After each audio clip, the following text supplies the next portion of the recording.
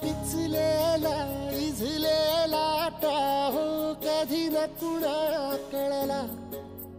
तळमळलीस तू कारपुनी हिरवा पदर तुझा जळला छळ केला पिढी जात तुझा ग उखडून वनराई अपराध किती झाले पण आता शरण तुला आई